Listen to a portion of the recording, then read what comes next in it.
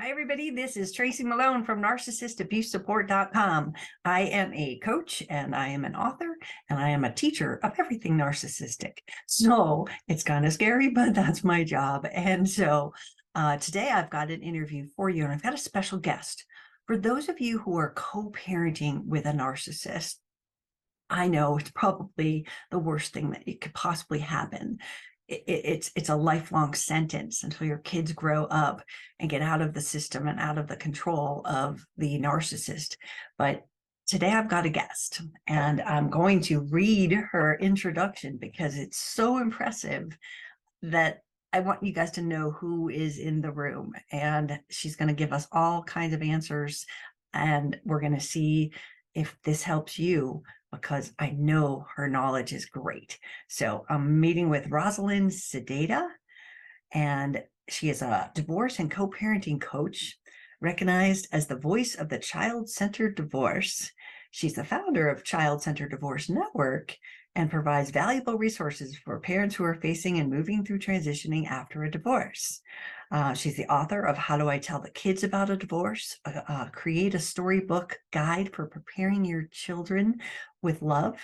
She has her own podcast and radio show, and she's an expert blogger, and we're hoping to get her to give us some blogs for our blog as well.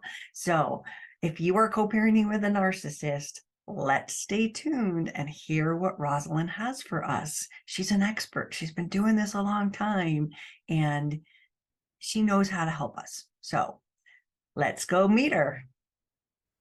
Welcome, Rosalind. I'm so excited to have you here with me today. Well, thank you. It's a pleasure to be talking with you. I'm so excited. You are like the foremost expert on child-centered divorce. And I know you created the Child-Centered Divorce Network. Can you explain to me and all of my audience what it is and how it can help them? The Child Centered Divorce Network is focused entirely on helping parents, both parents, make the best decisions about their children before, during, and long, long after divorce. And so we're gender neutral. We don't favor mothers or fathers or whoever the parents are. What we do is remind both parents that if you're a parent, you're divorcing, it's far different than divorcing when you have no children, and there are consequences for every decision you make. And I want to help parents avoid a lot of serious mistakes that can be avoided if you're mindful and aware of them. And it makes the entire process much better for everyone in the family on a long-term basis. Wow, that sounds like such a passion. I know I've started my site out of the passion to educate others. How did you start yours? Well, I was married for close to 20 years, and my son was showing tension headaches from the stress at home, the conflict. And I finally knew that I had to initiate a divorce. My ex did not want a divorce, and I was feeling so guilty. I went to therapy, and I spent years and years debating with myself. And finally, I realized it had to happen. And my son was 11 at the time, and I was so afraid of harming him emotionally and psychologically, I kept putting it off. And finally, I knew that was the right step. So we got divorced, and my ex and I learned how to co-parent. And the one thing we had in common that we could count on is that we both loved that child. We were both committed to the well-being of our son, and that kept us able to get through all the twists and turns and challenges that happen in co-parenting.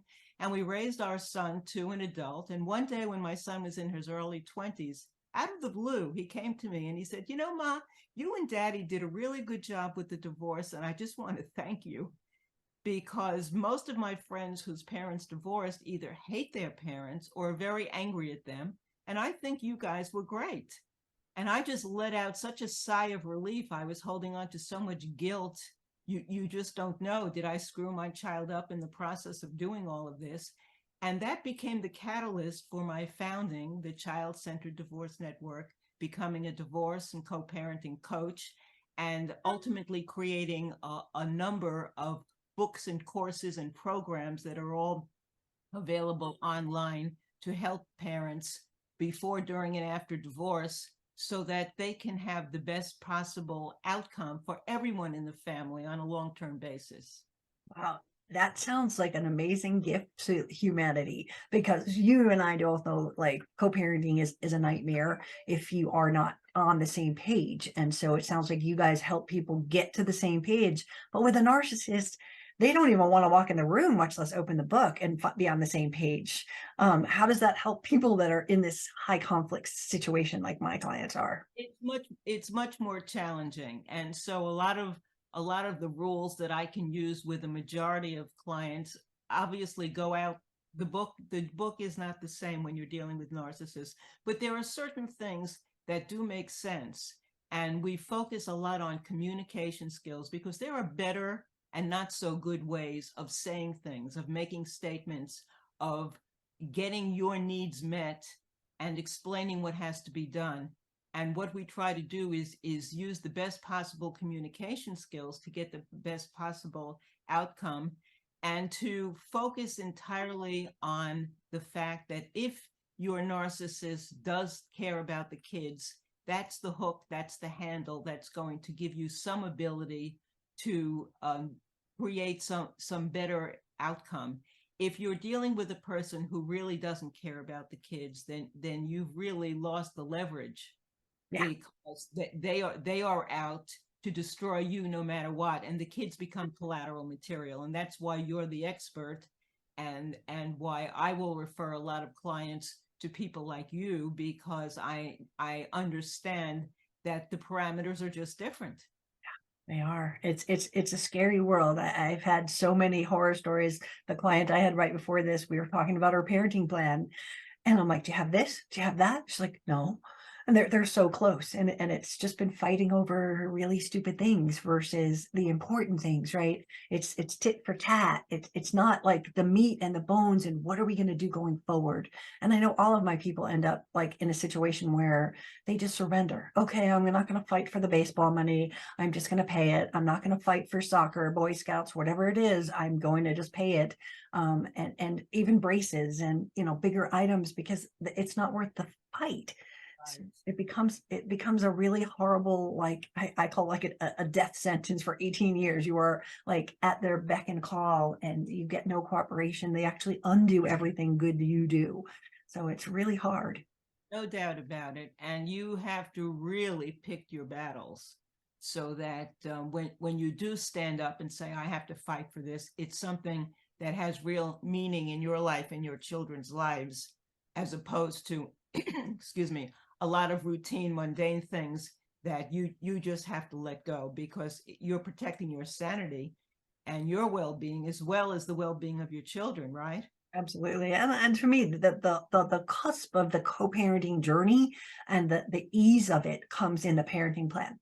Right? If we can outline more rules and guidelines with that, we know how we're going to do this together. It makes the other side of the co-parenting, okay, this happens, we do this happens, we do that. But if you don't get that in as sort of these are the rules, I find those parents are the ones that, again, it's battle after battle after battle.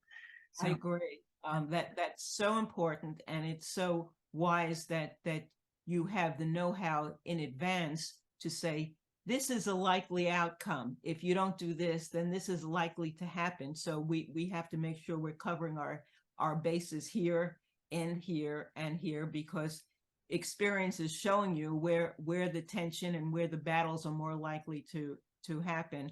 And fortunately, we're not reinventing the wheel. The experience on both of our sides is giving us insights as to how to prepare the parents in the best possible way, because this isn't the first divorce in the universe. yeah, exactly. Although it feels like it for them, right?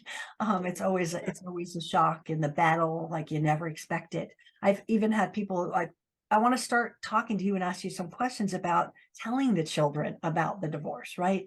Because to me, I've had clients where, okay, we agreed, we're going to tell them, tonight, and we're going to do this, and then, I'll use this example. Daddy takes the kids to drop them off at their friends, and oops, I accidentally told the kids while I was about to drop them for a sleepover.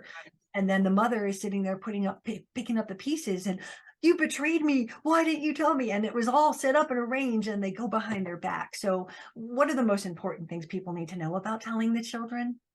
So obviously, the best way is for both parents to tell the children together. If there's one thing that parents should be aligned about, it's having that conversation. And one of the things that I do, I wrote a book on how to break the divorce news to kids, which is creating a storybook in advance, which is sort of basically a photo album, or today you could have a very sophisticated print book, printer pics kind of thing, where you have family photos going back from when times were better and happier, and going through the children's lives, birthdays and vacations and school events and sports, etc. And then there's messages that are really pivotal to have. And I wrote text that gets customized by the parents. So this is a book about our family with our kids' names and our names in it. And it's personalized and customized, but basically the text is about the agreement that the parents have, that because there's been tension at home and parents are not getting along, we've decided that life will be better for everyone in the family if you have happy times alone with one parent, happy times alone with the other parent. So we're going to be in two different houses, and reminding them that both parents love them, which is usually the case. It's not always the case, but we hope that that's the case, that both parents will always be their parents, that no one is going to replace either parent in these children's lives, which is so important. And hopefully both parents can understand and grasp the importance of that for the children, that this is about change and not about blame. So we don't have conversations that point and say, if your father didn't have an affair, if your mother wasn't an alcoholic, none of this would be happening, because children shouldn't be privy to adult information about relationships. They can't possibly comprehend the complexity of a divorce, even older teens. And we don't want to rob them of their childhood by putting information in their heads that there's nothing they can do about. So we want to focus the message on the fact that even though there are changes, and changes are normal in life, this is a change in the form of our family. Like the seasons change, our hairstyles change, our grades in school change, et cetera, et cetera.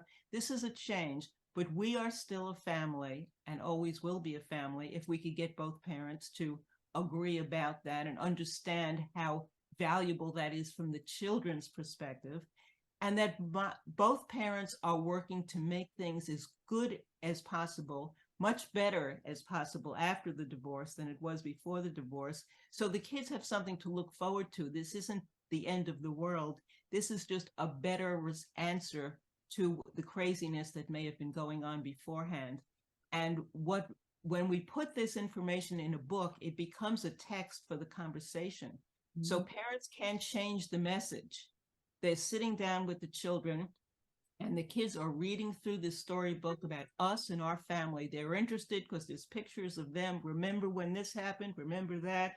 Remember all these good times? And we focus on the fact that there was a past.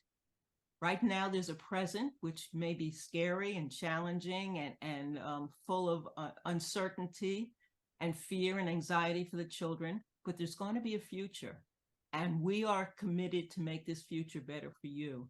And if we can get the parents in a mindset of agreeing about that, which is bigger than their problems with one another, then we can set in motion a plan to help the kids feel that this isn't the end of the world, and that we have something to look forward to. And we focus on, despite the changes, some things are still the same. Maybe they're still in the same neighborhood and going to the same school and have the same friends, and other things that are not changing. And then things that are changing, there's something to look forward to. We're going to be decorating a new room in the house and choosing colors for things. We're going to be meeting new people and trying new activities and places. There we can talk about the positive. So the main concept is that if both parents are in alignment about this conversation and what we're doing regarding the kids, then the kids have a sense of peace and beyond dread, and then they can go on accepting what's going to be happening. And you don't have to have a lot of details when you have a conversation. You don't have to have every detail of where this is happening and when and how. What this is about the emotional, psychological complexity of having a conversation to reassure the kids that both of their parents are working on this together for their well-being. And that's the sense of peace of mind that the kids are looking for. And if the parents can do that, then those children are lucky, because the kids can have that sense of security that things are not as dire as they may be thinking about, and not as afraid. If the parents can, then of course it's a much more complex and convoluted situation, as I know you've experienced. Yeah, that's a brilliant idea, because really, I know when the children are hearing this news, as much as the details of, well, where will I live? They're more concerned about that. Will I see my friends? What will I have to change schools? Where will I live? I mean, those are their big concerns, not all of the other stuff that can get sucked into a badly formed. Exactly. And one more point that's important. Once they have this storybook that's physical in their hands, they can reread it over and over again in the days, weeks, and months to come, reminding them, remember when we talked about this? You see over here in this page, and there's pictures all around it, but the page is talking about the fact that this is going to happen, or you don't have to worry about this, or this change is normal, or we have something to look forward to. And some children actually bring the storybook from home to home in the visitations, and continue adding photos and new information, because it's about us and our family. And that's a great sense of peace of mind for the kids, just to know that we are still a family, and I'm not losing either of the parents I love. That's what the children need, because otherwise fear sets in, and we see 6-year-olds in therapy, and just all kinds of complications from not the unknowing. So this puts it in, like, I envisioned it as you were talking about. I'm like, oh, a little picture at the end of maybe just the kid and mommy, just the kid and daddy, and you're going to get a new room, and let's figure out what you want in the new room and make it really fun, so that they have something to look forward to, even though there's change.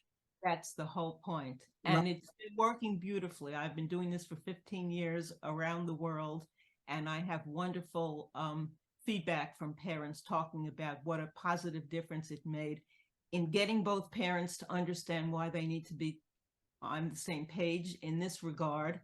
And then it avoids a lot of the mistakes the parents are tempted to make, because they realize that when the kids are getting this united message, everyone in the family is happier and getting along in a better way.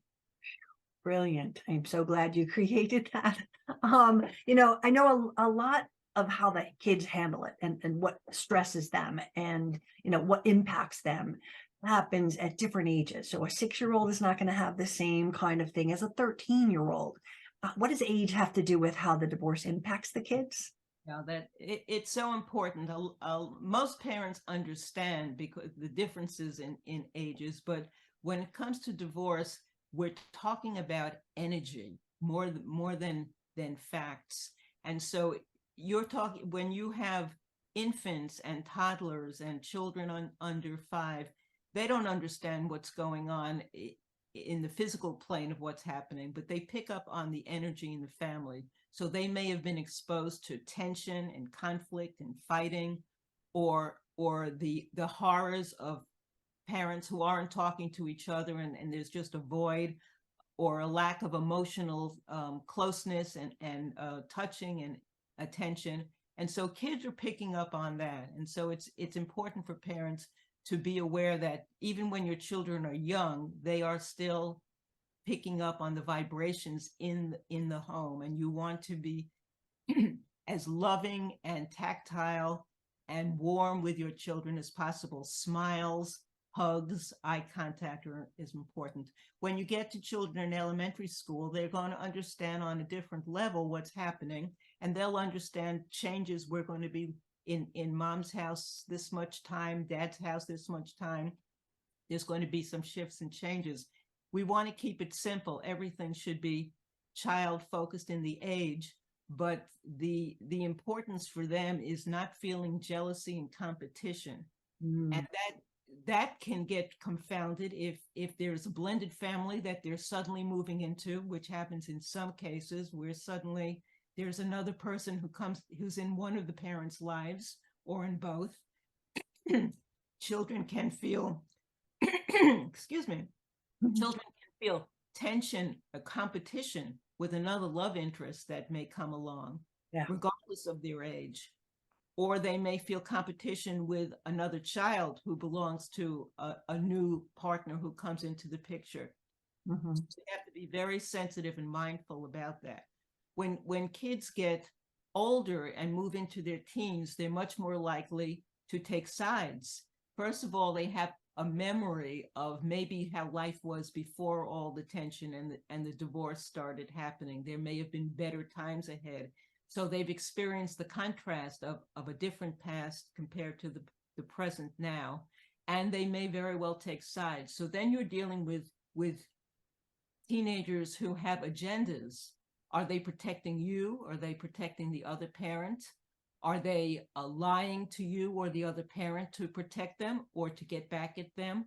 Are they manipulating both of you and taking advantage because they have an opportunity? When kids are aware that parents are experiencing a lot of discord, then they play both sides for attention. They play both sides for financial gain and manipulation.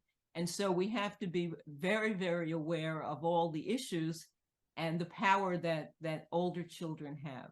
At the same time, it's so important that we remember that we cannot rob our children of their childhood innocence, and that's including teens, because if we confide in our children about adult issues, they are no longer children. They are no longer teens. They are little adults thinking about the psychology problems and the relationship problems that adults are thinking about. Once they know, you can never take it back. Then their mindset is into, how can I help mom? How can I help dad? How can I fix this? What can I do? They're trying to become little mediators, little therapists. You need to remember that you confide in your friends and professionals. You don't confide in your children, and you don't ask your children to become your confidants and give them information that there's nothing they can do about. Right. And that will immediately make them turn them into a little adults and feel the pressure of, how can I fix this mess that my parents are in, when it's impossible for them to. So we have to be mindful of their age, talk to them in age appropriate ways, and be mindful of what they are thinking and what they're trying to do, and give them the relief of saying, we know that there's nothing you can do to fix this. Don't pressure yourself. Children of all ages have a tendency to blame themselves, because children are naturally narcissistic in a healthy way, not in the way you're talking about. And so it's very often a child will say, maybe if I wasn't fighting with my brother all these years, maybe if I didn't get a D on my report card last month, maybe my parents wouldn't be divorcing. And so they put this enormous pressure on themselves, emotionally and psychologically, and blame themselves for something that is totally out of their realm. Even if you're fighting about the kids, it's never the children's fault. This is adult parental issues that is not the children's faults. And we need to remind children of that again and again through and after the divorce process, that they are not to blame, that none of this is their fault. They're innocent, and we want them to have the best childhood possible, because they'll hold us accountable when they're grown adults. And for me, it's very important to share that with my clients, to remind them that one of the first decisions they have to be mindful of is, what are our kids going to feel about how we handle the divorce when they're grown adults? Because that can sober parents up pretty quickly. When you think, it's hard to imagine that a 3-year-old or a 6-year-old or a 9-year-old is ever going to be an adult, but it happens. They grow up on you and they're going to hold you accountable. And that's why there are so many adult children of divorce who are so angry and hurt and sad. Absolutely. Thank you. What you were saying just triggered my mind to the way that narcissists triangulate the children, right? They are pitting one against the other. Loyalty is tested. You keep this from mom and I'll get you the iPad. You do this. If you break that vow of secrecy, you become weaponized. And there's always in a family with a narcissistic parent, male or female, doesn't matter. There's always competition between the siblings for the parent's love. There's jealousy of that. You love your mother more, you love your father more, and it becomes this war of the scapegoat and the golden children in the family, right? How does that affect, like, if you are the golden for the, say, the narc parent, and everything is yours, but you're the scapegoat and you can't do anything right, and you're the one probably doing all the work and trying to make them happy, and yet your destiny is so much different between a golden and a scapegoated child. How do we help them? It's an emotional burden that's overwhelming and can't easily be fixed because so much damage is done. What we have to do is shake the parents up as early on as possible and see if they have the sensibility to understand that their children are innocent through all of this. And if you do this, that, and the other thing, your kids are going to be impacted psychologically and emotionally for life in these ways. So you have a choice right now. It's tempting. So many narcissists feel justified in what they're saying and doing because they build it up in their heads and they start believing their story. Mm-hmm. And so it's very easy to justify, well, I wouldn't be saying this except that she's a this and he's a that, and we get into the drama of it all. But the only thing, and it doesn't always work, that I have in my toolbox is reminding them that these children deserve the very best from both of you, Mm-hmm. and that they can be hurt so easily by both of you in so many ways, and they fall through the cracks. You may feel it very justified that this is a terrible co-parent and you don't want your kids to be spending time with them, and we could steer our kids into alienation. We could steer our kids into so many different directions, feeling justified. So we really have to be very careful in explaining to the parents that every single decision has consequences. And because these decisions are not unique to you, there are so many that are commonly done. We can help you avoid a lot of them and avoid the pain and heartbreak of your children in your family. If you care about that, Mm-hmm. then make a different choice here, choose differently there. Don't go down that path.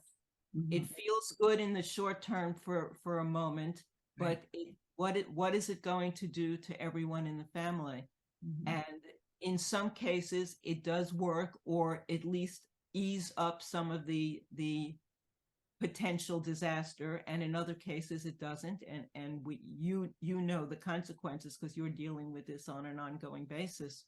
Yeah. And it breaks my heart when I see, one child being idolized and they can do no wrong, even though they just smashed up your car and did all of it, it's fine. But if you don't flush the toilet right or do something, you get hell to pay, right? So it breaks my heart when I see that. And it breaks the parent's heart, whether it's the mom or the dad, going, like, treat them the same. You bought him an iPad, get her an iPad. It's only fair, right? Don't make that second child, in the iPad example, going, what's wrong with me? How come I didn't get one? And they got this, and it's that competitiveness that actually pits the children against each other, and it's so the parent can have control, and they often choose the one that you were closest to make the goal. Yes. And take them away from your love by Or buying them love. is there anything that you do that does work to help get the parents in the process of doing this to stop and think first? Well, I work with the victims of the narcissist, and I give them tools to help them to try to convince and talk to the other parent But narcissists are famous for, not like feeding the children when they're there, not helping them with their homework. They've got a project due, don't forget, you've got to get it done. And oh no, I ignored that. We were busy watching X-Men, right? They talk badly about the other parent. And then the non-narc parent is sitting here going, my kids are being bullied, and they won't pay for my kid to go to the doctor. They won't, the amount of conflict between the two parents doesn't ever allow them to get to this healthy place of, heart-centered stuff, because they're fighting with someone. And it doesn't matter if you said the sky was blue, they would say not everywhere. Like they can't win no matter what they're doing. So it's impossible for the parents to sit there when they're dealing with me. I give them the tools, they take them back, and they get squelched down. Yeah, I'm not signing up for that. I don't care about that. I'm not doing that. I don't agree with that. And then what do? They end up paying for the soccer themselves. They end up paying for the braces. They end up taking on the responsibility because they're up against someone who is just going to hold a no card. And they have no choice in the matter. Yeah. And they don't seem to grasp the fact that the kids are going to hold them accountable when they're grown. And a lot of these parents ultimately do lose relationships with the children, but they really do. Yeah. 10 or 20 years ahead sounds like a very long time. And so they play the game in the short term, not being mindful at all about what's going to happen in the longer term. And it's very hard to talk to a client and say, well, ultimately, your child's going to understand the heartfelt things you did and the ways that you sacrificed in order to give their life the best possible outcome, because it isn't very easy for anyone to hold on year after year after year fighting those battles as your clients are doing.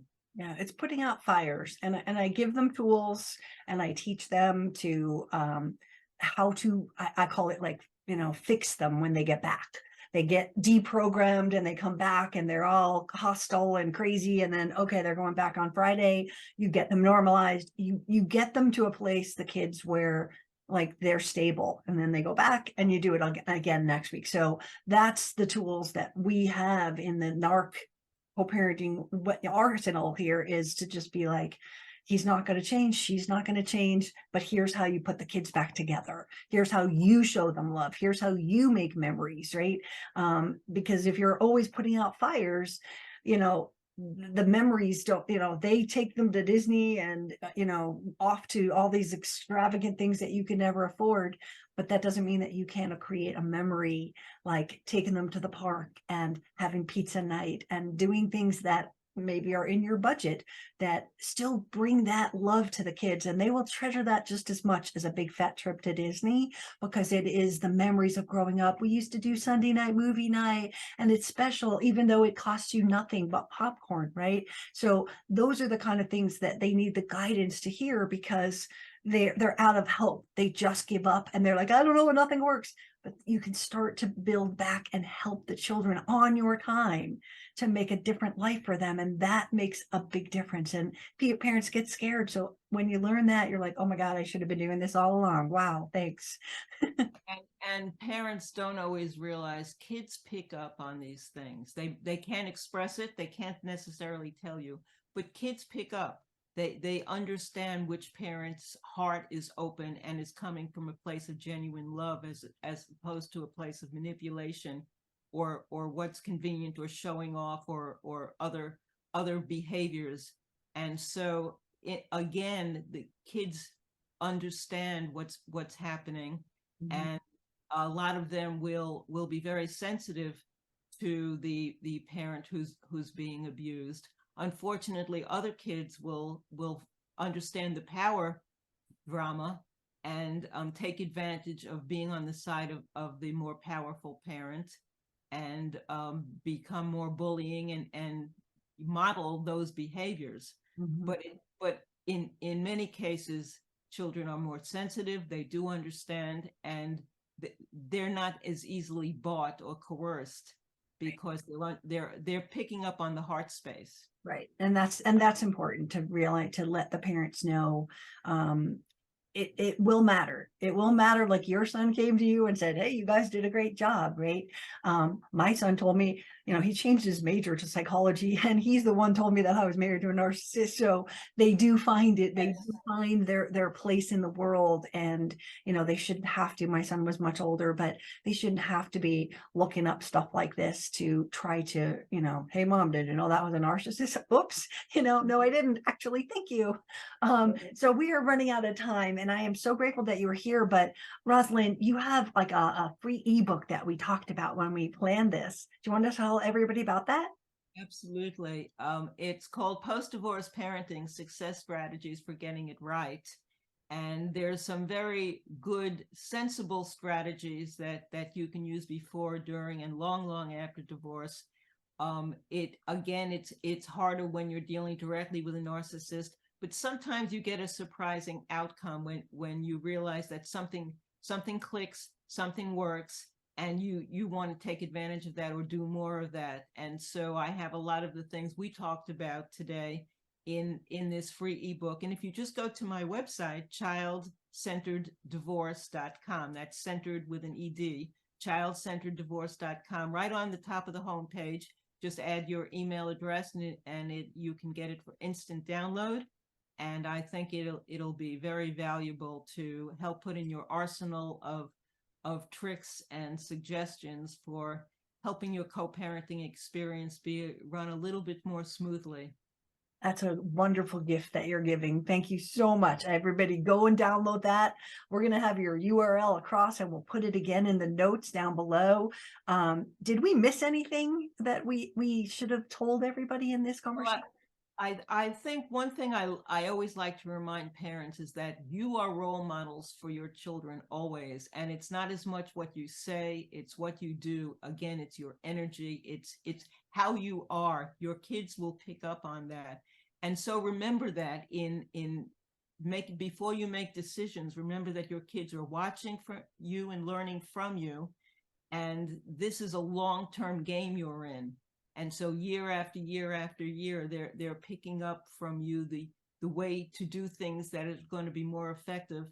And they will watch and see and be aware of the difference between the way you may be behaving as opposed to their other parent who seems to be much more self-centered, much more into conflict and drama and all of those other things. Kids are aware. So remember that you're the role model, and be the person you want your kids to be emulating, and you'll feel good about yourself as you're going through this challenging process. Thank you so much. That I just want to like hug you right now. I'm like, that's exactly what all of my clients need, and all of the people that are listening who are struggling so hard to co-parent.